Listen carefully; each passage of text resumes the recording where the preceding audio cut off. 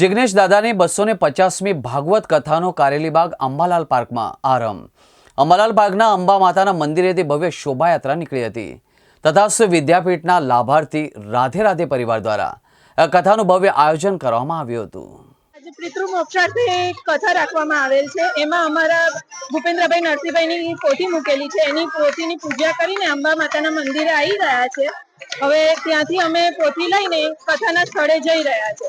અમારા પિતૃના મોક્ષાર્થે એટલે ભૂપેન્દ્રભાઈ, વિનુભાઈ નરસિંહભાઈ અને ફુલાબેન ને નરસિંહભાઈ, એમના ચારના નામે અમે મૂકેલી છે પોથી। જિગ્નેશ દાદાની આ કથા છે। જિગ્નેશ દાદા છે એ આ કથાનું એ કરી રહ્યા છે।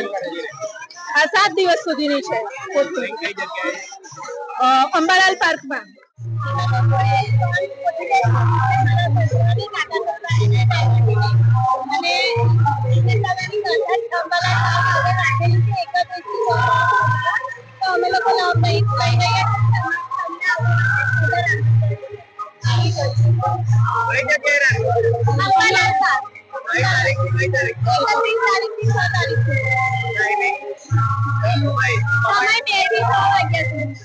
જિગ્નેશ દાદાની કથા વડોદરામાં આજથી બેઠેલી છે અંબાલાલ પાર્ક ગ્રાઉન્ડમાં।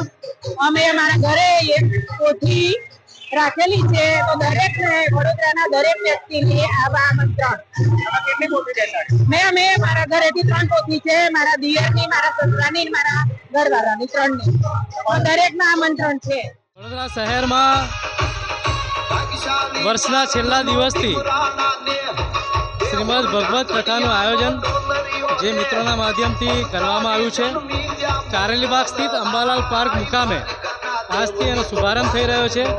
બપોરના 3 થી સાંજે 7 વાગ્યા સુધી પરમ પૂજ્ય શ્રી જિગ્નેશ દાદાના સ્વકંઠે આ કથાનું આયોજન ખૂબ સારી રીતે રાધે રાધે પરિવારના અંતર્ગત થઈ રહ્યું છે। આ પ્રેસ મિત્રોના માધ્યમથી અંબા માતાના મંદિરના પ્રાંગણમાંથી 51 પોથી યાત્રા જે નીકળી રહી છે। પિતૃઓની યાદમાં આ પોથી યાત્રાનું પણ આયોજન છે। આપ જુઓ છો, છેલ્લો દિવસ પણ સંસ્કારની સાથે જોડાઈને ધાર્મિક અને સંસ્કારી નગરીમાં કલાત્મક રીતે આગળ વધી રહ્યો છે। લોકો યુટ્યુબના ચેનલથી પણ એને લાઈવ નિહાળી શકશે।